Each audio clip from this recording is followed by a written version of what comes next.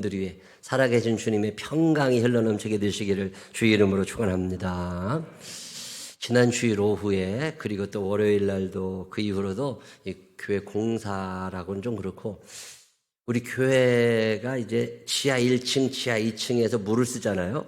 그럼 물은 밑으로 흐르니까 지하 2층에 집수정이 있어요. 거기에 물이 다 모아지면 거기서 펌프로 올려가지고 밖으로 버리거든요. 1층, 2층, 3층, 4층에서도 물이 쏟아지겠죠. 유치원에서도 물 쓰고 3층 주방에서도 물 쓰고 4층에서도 물을 쓰고 그리고 물이 PVC 관을 따라서 쭉 다 1층으로 이게 지하니까 여기가 1층이거든요. 1층 관까지 다 와가지고 쫙 이게 수평으로 한 30m를 쫙 나가서 저 바깥에 있는 집수정에 모아져서 하수구 밖으로 버려지거든요. 근데 이게 더러 맥혀. 이게 음식물 쓰레기 같은 게 버려지고 그러다 보면 이게 쌓이잖아요. 그럼 침전물이 생겨가지고 이게 막히면 이게 30m 정도로 수평으로 갈 때 이게 굽에 잡는다고 그러는데 이게 높낮이가 잘 되면 좋은데 이 공간이 짧다 보니까 이게 수평으로 갈 때가 있어서 또 물이 가다 꺾이잖아요. 이게 90도로 이렇게 꺾이다 보니까 그런 데가 침전물이 쌓이면서 꽉 막혀가지고 물이 안 내려가요. 그러면 여기 이제 관 어디 이음새가 좀 시원찮은 데도 물이 떨어져가지고 이게 물이 쭉 떨어져요. 새벽 기도 드릴 때 여기 이제 바가지다 이렇게 엎어놓고 세수대에 갖다 놓고 그리고 예배를 드리게 되는데 이걸 뚫어. 그래서 한 4년 전에 뚫었다가 이번에 지난주에 또 뚫었어요. 남선교회 회원들이 오셔가지고 사다리를 타고 이렇게 뜯어내고 파이프 연결 잘못된 거는 연결도 하고 여기 다들 검사하다가 저 성가대석 앞쪽에서 많이 떨어져서 거기에다가 한 30m짜리 용수초를 쭉 연결해가지고 이거 쭉 뚫는데 이게 딱 뚫어지니까 그 온갖 구정물들, 쓰레기들, 그냥 기름때 묵은 거, 찌꺼기들이 그냥 쏟아지는데 다 온방 뒤집어 쓸 거 아니야, 밑으로 떨어지니까. 근데 이게 저 속에 택시를 뚫고 올라가야 되거든요. 요거 한 장을 뚫고 올라갈 수 있는 배 허리 사이즈는 몇일까? 이게 뚱뚱한 사람은 또 못 올라가. 그래서 삐쩍 말랐는데 힘도 좋아야 돼. 가더니 막 이제 돌려야 되니까. 현관 입구 쪽에 뚫고서 위로 올라가 가지고 우리 교회에서 그래도 제일 배 안 나오는 사람이 김석준 전도사님이야. 김석준 전도사님이 올라가서 그거 쭉 뚫어가지고서 하수구를 다 뚫어놨더니 그냥 물이 그냥 쏟아져가지고 그 온팡 다 뒤집어 쓰고 한 3사람이 옷을 다 버렸어요. 못 입게 돼가지고서 그렇게 아주 애들을 많이 쓰셔가지고 오늘 이렇게 편하게 예배를 드리시는 거예요. 우리가 이렇게 편안하게 예배를 드리기 위해서는 누군가 그렇게 애쓰고 수고하고 우리를 위하여 딱 맞는 봉사를 해주셔서 그런 거잖아요. 늘 그런 분들이 옆에 있다는 사실을 기억하시면서 고마움을 가질 수 있는 우리들 되시기를 바랍니다. 그리고 또 그렇게 열심히 수고하시는 분들 기쁨으로 하시잖아요. 억지로 하는 게 아니잖아요. 웃으면서 열심히 도와가지고 저는 이런 얘기를 어디 가서 하면요 목사님들이 그렇게 부러워해요. 참 너무 감사한 것 같아요. 앞으로도 어렵고 힘든 일이 있을 때마다 좀 귀찮은 일이 있을 때마다 기쁨으로 봉사하시는 사람들 또 그분들을 보면서 감사를 표현할 줄 아는 생명력 있는 사람들이 많아지는 교회가 되시기를 주의 이름으로 축원합니다. 교회는 하나님이 세우셨잖아요. 근데 교회는 하나님이 세우시고 이 교회를 통하여 말씀을 듣게 하시고 위로받게 하시고 은혜 받게 하시고 소망을 가지게 하시고 사랑하게 하시잖아요. 하나님이 세우신 교회이기 때문에 하나님의 자녀들인 우리들이 서로의 힘을 합쳐서 만들어가는 게 아름다운 교회잖아요. 이 교회를 잘 만들어주시는 분들 너무나 감사하고 세월이 지나갈수록 우리 생명나무 교회가 하나님 보시기에 합당한 교회가 되어가지고 자원하는 마음으로 기쁘게 봉사할 수 있는 사람들 많은 성숙한 교회 만들어 가시기를 주의 이름으로 축원합니다.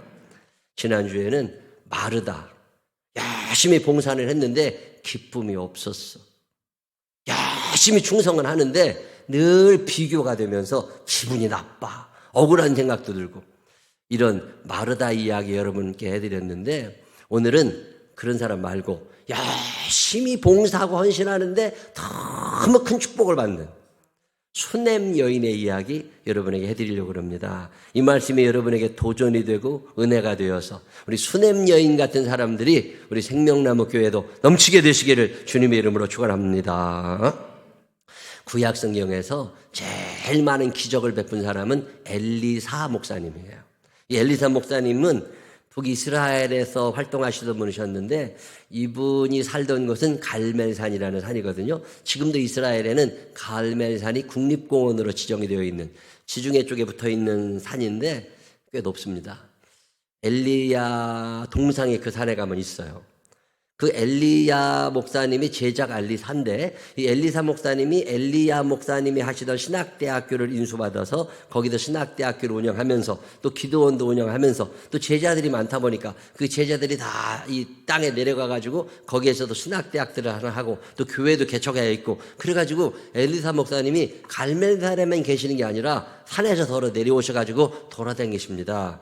그러다 또 왕하고도 워낙 친하게 지내던 사람이니까 왕도 만나러 사마리아에도 가야 되고 또 왕의 궁전이 저 별장이 있는 다볼산에도 가야 되고 군사령관들도 만나야 되고 뭐 이렇게 바쁘게 돌아다니는데 갈멜산에서 계시다가 갈멜산에서 저 밑에까지 내려오면 거기에 있는 동네가 수넴이라는 마을이 있습니다. 이 수넴이라는 마을을 통과하면 사마리아 가기도 편하고 다볼산도 편하고 다른 동네로 가기도 편하니까 수넴을 자주 들이시게 되는데 이 수넴까지 한 24km 걸어서 한 6시간은 가야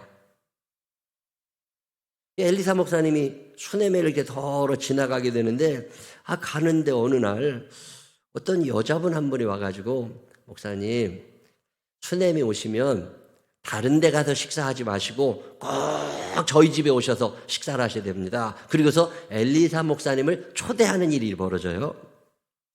이 여자를 성경에서는 뭐라고 표현하느냐면 귀한 여인이래. 여러분이 성경을 대강 읽으셨을지 모르지만 성경에 귀한 여인이라는 표현은 잘 안 나옵니다. 남자는 귀인이라고 그래. 근데 여자들을 귀한 여인이라고 하는 예가 없어요. 근데 귀한 여인이래. 귀한 여인이 도대체 어떤 여자지? 그래서 성경을 찾아봅니다. 세번역 성경 읽어보니까 부유한 여인이라고 번역을 해요. 부유한 여인. 또 쉬운 성경은 귀부인이라고 번역을 합니다. 영어 성경을 보니까 well-to-do woman. 이 말은 유복하다, 부족함이 없다는 뜻이에요. 영어 성경 중에 RSV가 있거든요. Revised Standard 버전이라는 건데 RSV 성경에서는 이 여자를 Great Woman이라고 그래요. 참 위대한 여자래요. 히브리 원어에는 뭐라고 나와 있나고 찾아봤더니 그 뜻은 뭐냐면 돈이 많은 여자야. 근데 돈만 많은 게 아니라 인격이 아주 100점짜리야. 거기다가 믿음도 100점짜리야. 인격도 100점, 믿음도 100점, 사회생활도 참 덕스럽게 잘하는데 돈도 많아. 이런 사람들이 우리 생명나무 교회도 있게 되시기를 주의 이름으로 축원합니다. 부러워. 이런 권사님들 몇 명 있으면 얼마나 좋을까. 우리 권사님들 중에 누가 있나 이렇게 따져보니까 전 양반은 인격은 되는데 믿음이 조금 안 되는 사람이 있고 어떤 사람은 믿음은 좋은데 인격도 괜찮은데 좀 경제적으로 어려우신 분들이 있어서 얻어먹기가 불편한 사람이 있고 이게요 다 갖춘다는 게 보통 어려운 게 아니에요. 근데 이 귀한 여인이라는 말은 이 삼박자가 딱 맞았다는 거예요. 거기다가 건강하기까지 한 사람. 이걸 귀한 여인이라고 그래요. 귀한 여인 되고 싶으신 분들만 아멘 한번 해봐. 와 얼마나 좋겠어요. 이 귀한 여인이 엘리사 목사님을 찾아와가지고 목사님 제가 보니까 목사님 그렇게 드셔가지고는 안 됩니다. 산에서 나물만 먹어가지고는 안 되고 이렇게 열심히 돌아다니시려면 잘 드셔야 되는데 목사님들이 어디 가서 혼자 비싼 거 못 먹습니다. 저도 어디 가서 혼자 밥 먹을 때요 돈이 없는 게 아니에요. 그게 안 돼. 혼자 가서 5만 원짜리를 어떻게 먹어. 혼자 가서 7, 8만 원짜리 못 먹는다고. 혼자 가서 기껏 먹어야 설렁탕이야. 그러고 사니까 이 엘리사 목사님의 사정을 아는 수넴 여인이 목사님 그러지 말고 꼭 우리 집에 오셔가지고 식사를 하고 가십시오. 그리고 간권했다고 성경에 나오는데 이 간권이라는 말은 영어 성경이 urge라고 그러는데 이 말은 의무감을 부여했다는 뜻이에요. 꼭 와서 드시라는 거예요. 그 다음부터 엘리사 목사님은 먹는 걱정이 없어졌습니다. 이 수넴에만 지나가면 그 집 가서 먹으면 돼. 아무 부담 없이. 지금 엘리사 목사님에게 필요한 건 영적인 갈급함이 아닙니다. 그분에게 필요한 건 육적인 배고픔이거든요. 이 육적인 배고픔을 아무도 신경 써주지 않을 때 이 수넴교회 권사님, 이 수넴교회 권사님이 그 니드, 그 필요를 다 채워주시니까 엘리사 목사님이 너무 좋은 거예요. 야, 열심히 돌아다니다가 수냄에만 가면 먹을 수 있어. 그래서 해피하게 수냄을 지나가시는 어느 날 이 여자 권사님이 또 목사님 식사만 하시지 말고 이제부터는 우리 집에 오셔서 주무세요. 자, 열왕기하 4장 9절 여인이 그의 남편에게 이르되 항상 우리를 지나가는 이 사람은 하나님의 거룩한 사람인 줄을 내가 아노니 청하건대 우리가 그를 위하여 작은 방을 담 위에 만들고 침상과 책상과 의자와 촛대를 두사이다. 그가 우리에게 이르면 거기에 머물리이다 하였더라. 작은 방을 담 위에 만들어? 아니 어떻게 작은 방을 담 위에 만들지? 담이 얼마나 넓어서? 여러분 성경 읽다가 이런 거 궁금하지 않으세요? 난 이런 게 궁금해. 그냥 지나치지 마시고 한번 물어봐. 다른 성경을 찾아봤어요. 쉬운 성경에 여자가 자기 남편에게 말했습니다. 내가 보기에 우리 집 앞으로 자주 지나다니는 엘리사는 하나님께서 거룩하다고 여기는 사람입니다. 지붕 위에, 이제 담 위가 아니에요. 지붕 위에 작은 방 하나를 만들고 그 방에 엘리사를 위하여 침대와 책상과 의자와 등잔대를 들여놓읍시다. 남편에게 얘기를 합니다. 남편이 그러자고.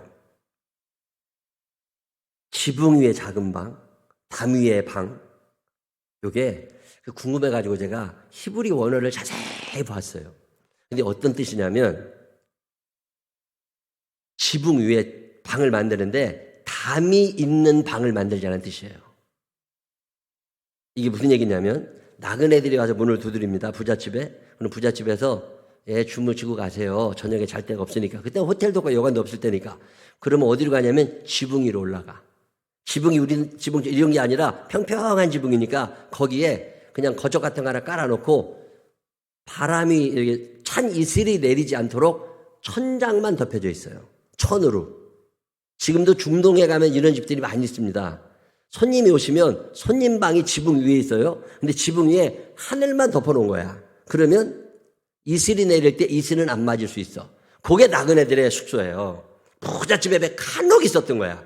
근데 이 수냄 권사님은 무슨 얘기를 하는 거냐면 여보 그런 거 말고 그냥 담이 있는 집을 만들어 드리자는 거예요. 엘리사 목사님 말을 위해서 요즘으로 표현을 하면 중소도시에 교통의 요지에 사는 어떤 큰 집을 갖고 있는 권사님이 어떤 목사님을 모시기 위해서 어떤 귀한 분들을 모시기 위해서 자기 집 말고 마당이 넓으니까 그 별채를 하나 마당에 별집 방 2칸짜리 수행하러 오는 개하시 전도사님을 데리고 오니까 그 개하시 전도사님하고 모을 수 있도록 방 2칸 화장실 2개짜리 집을 지어드리자는 거예요. 그리고 거기에 보일러도 깔고 에어컨도 설치하고 저 화장실에다 비데도 설치해놓고 넷플릭스도 보게 해주고 책상도 컴퓨터도 다 의자도 갖다 놔주고 드라이기까지 로션까지 다 갖다 놔가지고 아무런 불편 없이 해드리자 그 말이에요. 이런 생각 해봐요 안 해봐요? 야, 그 시대에 이 수냄교회 권사님이 이유는 딱 하나입니다. 우리 앞을 지나가시는 저분은 하나님을 사랑하는 사람이고 하나님께서 귀하게 여기시는 사람이니까 우리가 하나님을 대접하는 마음으로 그분을 대접하자는 거예요. 자, 여러분 집에 속장님이 오실 수 있잖아요. 여러분 집에 선교회장도 올 수 있고 여러분 집에 어떤 권사님도 갈 수 있고 장로님도 갈 수 있고 목사들도 갈 수 있잖아요. 자, 그때 그 사람들을 소홀히 하는 게 아니라 이분은 하나님의 사람이야. 하나님이 우리를 위하여 보내주신 분이야. 아브라함이 그러다가 대박난 사람이잖아요. 이 수냄 여인이 그래가지고 자기 집에 엄청난 시설을 합니다. 그래가지고 목사님을 모시게 된 거예요. 그래서 그 다음부터 엘리사 목사님은 너무 좋아요.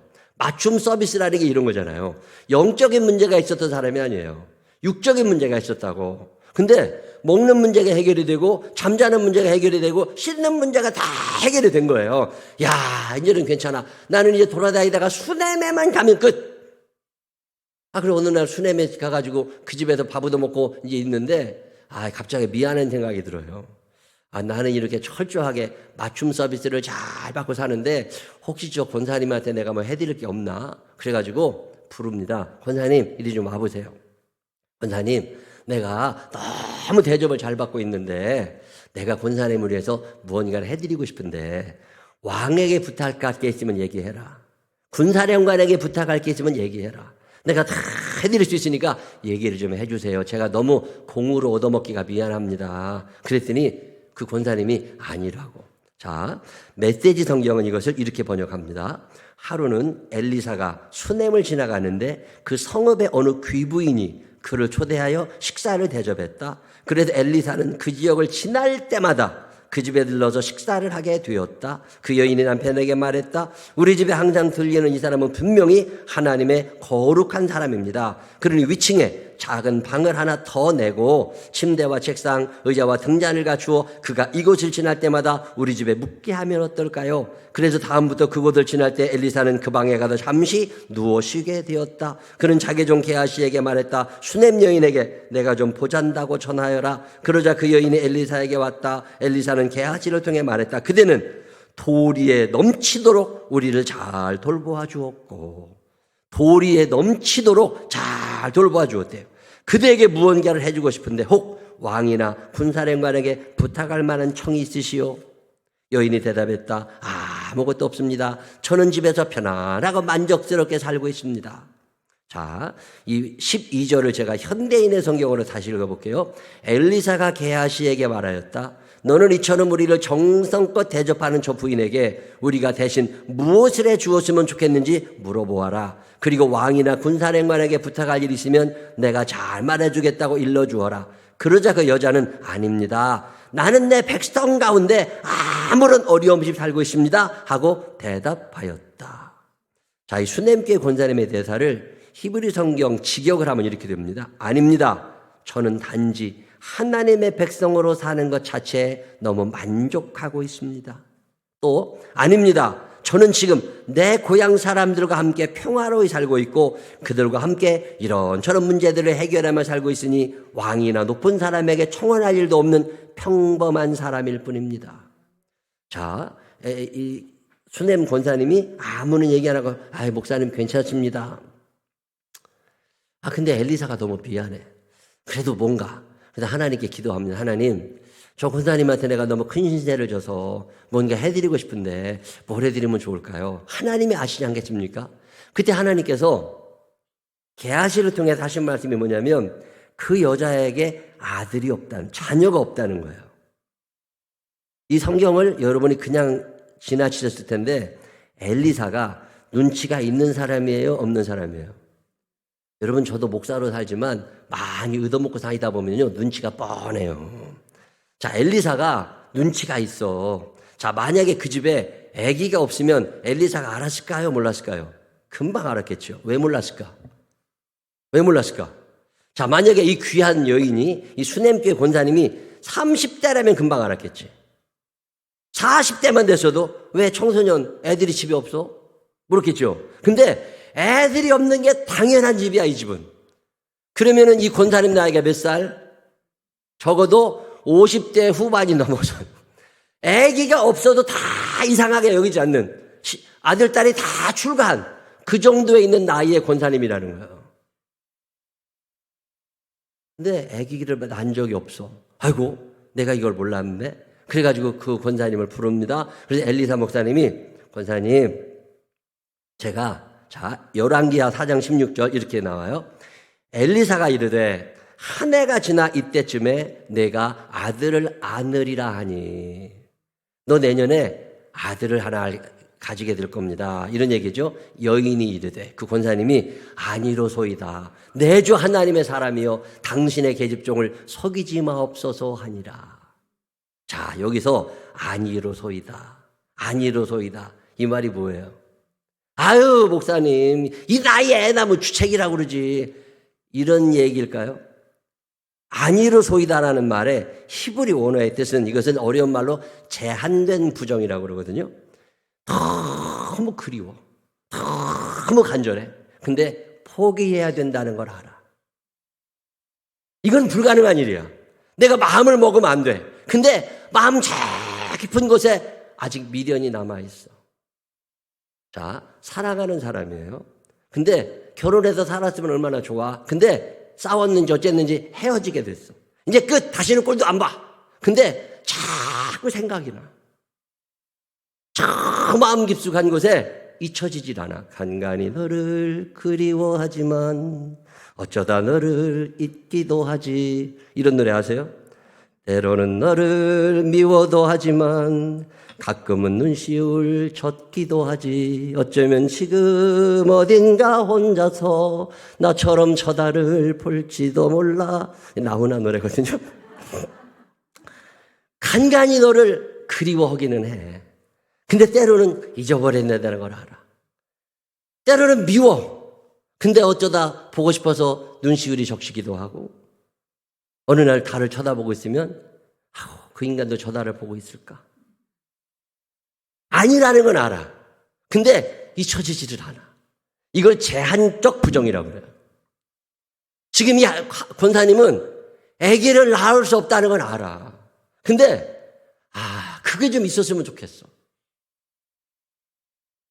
우리가 인생을 살면서 부족한 게 하나 있습니다.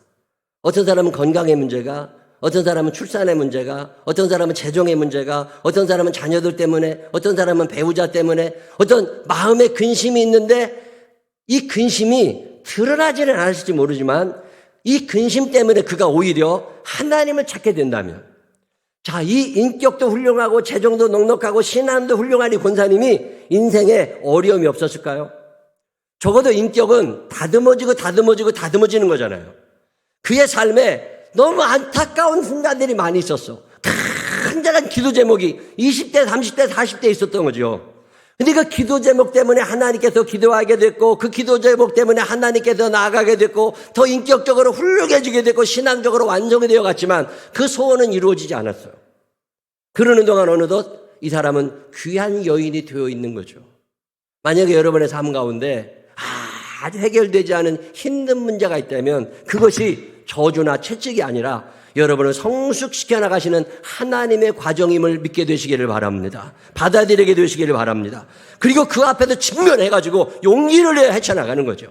그러다 보니까 귀한 여인이 되어 있는, 그렇지만 마음에 제한적 부정, 이게 아직은 남아있어요. 그렇다고 얘기는 못해. 근데 그 이야기를 엘리사 목사님이 하시니까 아닙니다 목사님 하고 얘기했지만, 당신의 계집종을 속이지는 마십시오. 마음의 소원인데 이걸 어떻게 하셨을까?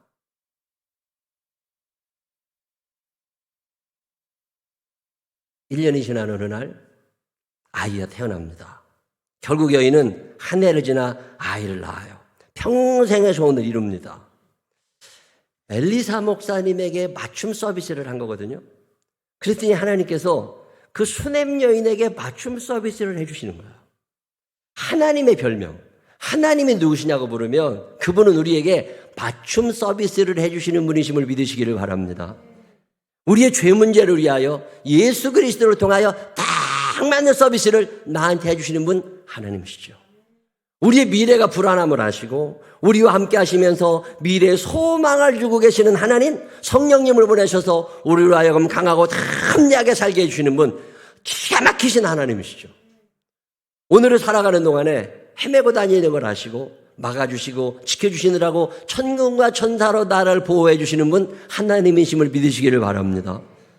예수 그리스도가 그 하나님께서 맞춤 서비스를 나한테 해주시는 것처럼 우리가 해야 될 일이 뭐냐면 이 맞춤 서비스를 할 줄 알아야 돼요.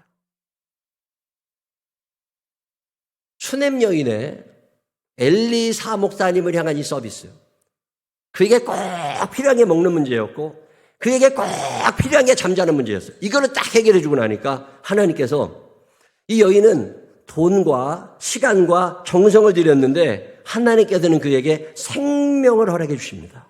그 많은 재물로도 얻을 수 없는, 오늘도 이 맞춤 서비스의 하나님이 우리 하나님이심을 믿으시기를 바랍니다. 성경의 이야기는 여기서 끝나지 않습니다. 이 여인이 낳은 아들이 컸어요. 이제 아장아장 걸어다니고 뛰어다닐 만해졌습니다. 아버지가 부자예요. 근데 부잣집이니까 추수꾼들도 많이 있어서 농사를 짓고 추수하는 날 아버지를 따라갔는데 애가 갑자기 머리가 아프다고. 야, 빨리 엄마한테 가봐. 그래가지고 엄마한테 갔는데 엄마가 아기를 안고 있는 동안에 애가 거기도 갑자기 죽었어요. 자, 아이가 갑자기 죽었습니다. 늦게 낳은 아들, 참 너무너무 이쁜 아들이 죽었어요. 어떻게 해야 돼요? 자, 이럴 때 여러분 같으면 어떻게 해요? 남편에게 전화하겠지. 남편 찾아가든지.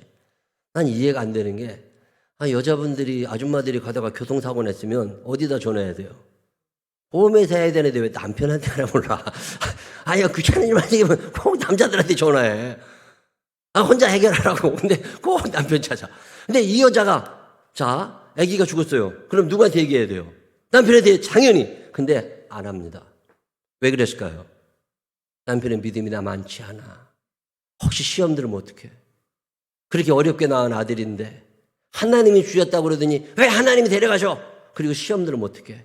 그러니까 이 여자가 이것까지 생각하면서 남편에게 얘기를 못하고 그 죽은 조그만 아들을 데리고 엘리사가 묵고 있는 방에 들어가서 엘리사의 침대에 눕혀놓습니다. 그리고 남편에게 여보, 나 엘리사 목사님 좀 만나러 갔다 올 테니까 그런 줄 알으라고. 그리고서 마차를 몰아서 엘리사가 있는 갈멜산으로 올라갑니다. 갈멜산에 올라가서 열왕기하 4장 27절 산에 이르러 하나님의 사람에게 나아가서 그 발을 아는지라. 이 그 발을 아는지라라는 말은 바짝 엎드려가지고 발을 붙잡은 거예요. 임금님에게 간절한 소원이 있을 때 사람들이 하는 액션입니다. 이 수넴 권사님이 얼마나 간절한 소원이 있는지 딱 가도 엎드려가지고 발을 아느니까 엘리사가 눈치를 챕니다. 큰 문제가 생겼구나. 아이고, 이분이 나한테 얼마나 잘했는데 이 미안한 마음이 들어서 아이고, 애가 죽었구나. 가슴이 철렁 내려앉는 거예요. 이거 왜 하나님이 무슨 뜻이 있으신가? 그래가지고서 수넴 여인을 따라서 집에 갑니다. 수넴에 갔더니 거기에 자기가 누워있던 침대에 죽은 아이가 있어요. 이제 하루가 지나고 이틀이 지났을 수도 있죠. 아이가 차디차게 식어 있는데 권사님하고 게하시 따라다니는 전도사님을 다 물리고 혼자 그 시체와 마주하고 있습니다. 어떤 기분이 들까요? 여러분, 시신하고 딱 둘이 있어본 적 있으세요? 방 안에? 무서워요, 안 무서워요? 전설의 고향 많이 본 사람들은 더 무서워. 제가 전도사 때 목회하기 직전이죠. 성동구 사근동에서 교회 전도사, 교육전도사 하고 있을 때요. 대학원 다닐 때인데 제가 그때 속 하나를 맡아가지고 속회 인도자를 했거든요. 근데 제가 속회 인도하던 그 속에 할머니 집사님이 한 분 계셨어요. 근데 자기 며느리가 이제 애 난다고. 그러더니 진짜 애가 낳았어. 근데 한 일주일인가 얼마 있다가 애가 죽었대. 그 며느리가 낳은 애가 죽었다고 이제 갖다 버려야 된다고. 그러면서 나보고 예배를 드려달라고 그러더라고. 담임 목사님한테 말씀드렸더니 담임 목사님이 갔다 오라고. 부목사님한테 말씀드렸더니 그럼 같이 가자고. 부목사님하고 둘이서 이제 예배를 드리러 갔잖아요. 지금처럼 아파트가 아니잖아요. 25년도 더 전이니까. 92년도. 근데 거기 30년 전이네. 거기 집에 한옥, 다 쓰러져가는 한옥 문간방에 며느리하고 아들이 사는데 그 방에다가 애를 그냥 갖다 놓은 거예요. 근데 제가 이제 예배를 드리러 갔는데 부목사님이 같이 들어가더니 조금 있으니까 부목사님이 가.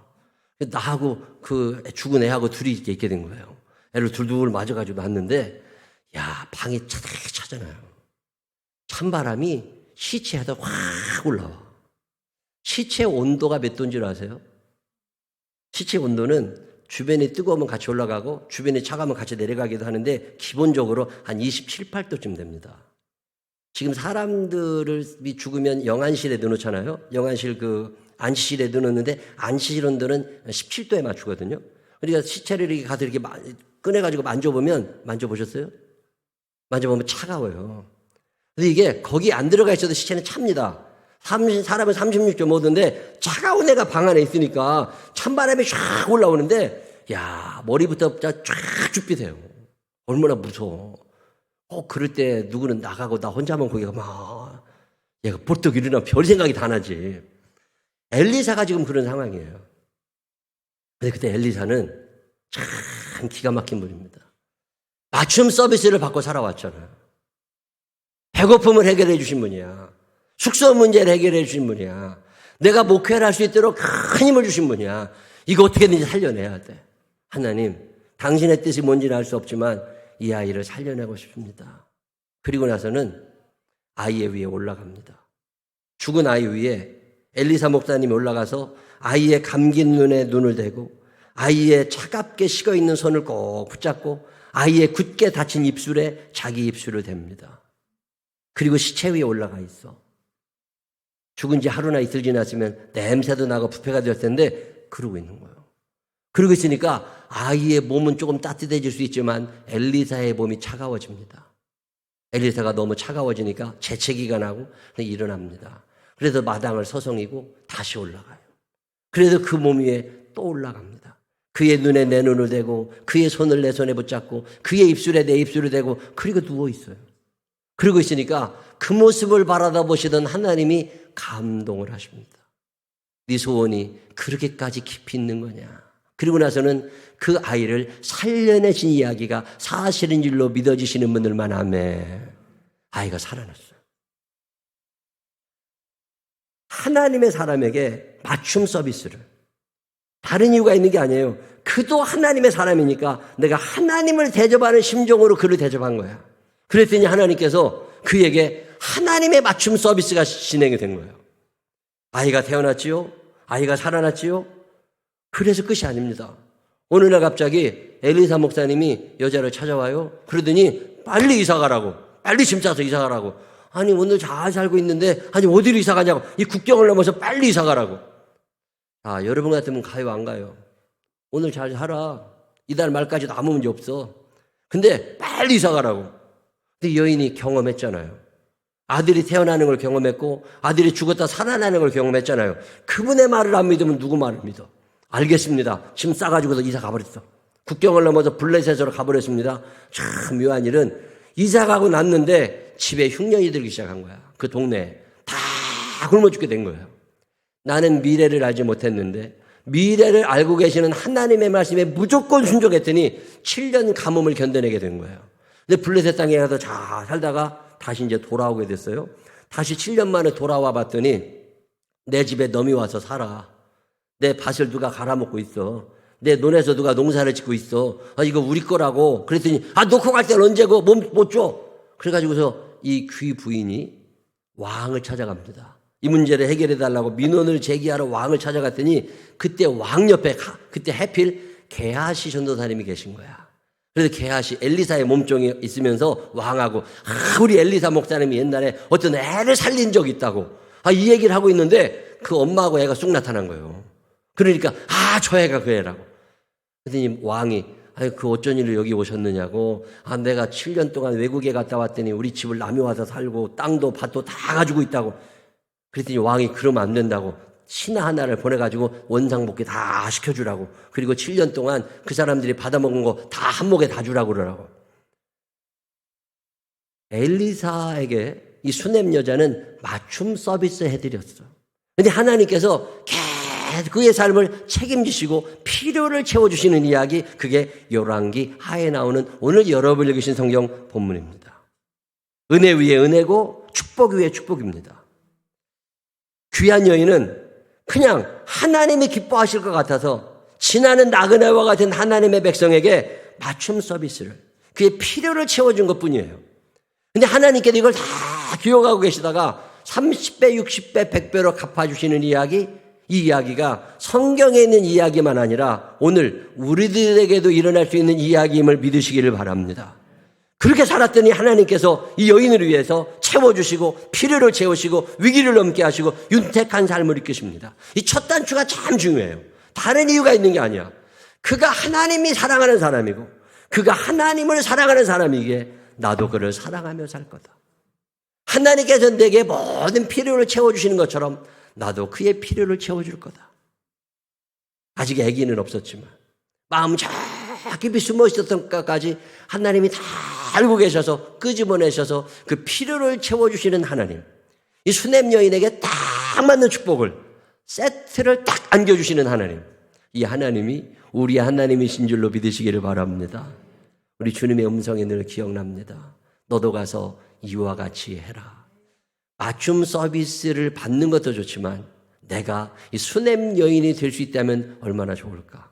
저는 이 마음을 늘 가지고 살려고 애를 씁니다. 우리 생명나무 교인들 가운데 봉사해 주시고 이 맞춤 서비스죠. 딱 맞는 걸 그렇게 해 주셔. 나 얼마나 감사한지 몰라. 그럴 때마다 기도가 저절로 나오지 않겠습니까? 하나님, 우리에게 딱 맞는 이 헌신을 해주시는 분들에게 하나님께서도 딱 맞는 축복을 허락해 주시기를 원합니다. 그에게 필요한 게 뭔가? 기도하다 보면 생각이 날 때가 있어요. 아, 그 집사님네는 애들 학원비가 필요하겠다. 아, 그러면 해주면 되지. 맞춤 서비스를 받는 것도 중요하지만 내가 맞춤 서비스를 해주는 사람이 되면 더 좋잖아. 아, 그 집사님네는 이게 꼭 필요하겠다. 어떤 분이 이사를 갔는데 내가 보니까 침대가 없어. 그러면 어떻게 해야 돼? 아, 침대 사셔야지. 그러면 안 돼. 어떻게 해야 돼요? 내가 전화해서 우리 교회 그거 잘하시는 분이 유병덕 집사님이야. 유병덕 집사님이 재활용센터 하시잖아. 집사님, 내가 여기 와보니까 침대가 없네. 여기 저 싱글 침대 하나만 좀 빨리 배달해줘요. 이제 배달을 갖고 와서 내가 돈을 준다고 그랬더니 자기도 선물하고 싶대. 교인들을 위해서. 그렇다고 그냥 침대를 놓고 돈도 안 받고 갔어. 나는 전화 한 통화만 하고 대우만 받았어. 축복은 그분이 받으셔야지. 그분에게 꼭 필요한 거. 제가 요즘에 기도합니다. 우리 교인들 중에 다 잘하는데 입이 방정인 사람들이 있어. 입이 방정인 사람들을 위해서는 뭐라고 기도해야 돼요? 하나님 아버지 참 잘하시는데 입이 방정이니까 맞춤 서비스가 뭐예요? 말 좀 적게 하는 복을 허락하여 주시옵소서. 그래 가치가 올라갈 거잖아요. 하나님 다 되는데 너무 뚱뚱해서 병이 걸렸습니다. 배달이 빠지게 하여 주시옵소서. 여러분 맞춤 서비스라는 게 별게 아니에요. 여러분 주변에 필요한 사람들이 너무 많다고. 그게 필요한 거를 내가 니들을 알고 그 니들을 해결하려고 기도를 시작하고 도와주고 이게 얼마나 귀한 일이에요. 너도 가서 이와 같이 하라. 하나님은 우리들에게 이미 충분히 주셨습니다. 내가 누군가에게 무언가를 베풀고 누군가를 위하여 기도할 수 있도록 충분히 주셨어요.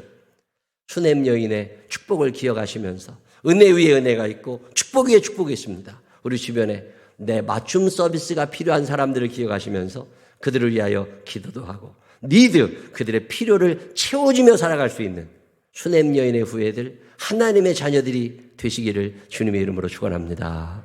기도하십시다. 하나님 아버지 감사합니다. 우리를 위하여 맞춤 서비스를 해주시면서 우리의 삶을 행복으로 이끄시니 감사합니다. 수냄 여인 저 마음 깊숙이 있었던 것까지 다 끄집어내셔서 그의 삶을 축복으로 인도하시고 행복으로 인도하시는 은혜를 감사합니다. 우리도 하나님의 사랑 받았습니다. 우리도 하나님의 은혜 받았습니다. 이제 우리도 맞춤 서비스하며 살게 해 주시옵시고 그의 필요를 채워주며 살아갈 수 있는 그의 필요를 위하여 간구할 수 있는 우리들 되게 하여 주옵소서. 축복하실 주님을 찬양하옵고 예수님 거룩하신 이름으로 기도드렸습니다. 아멘.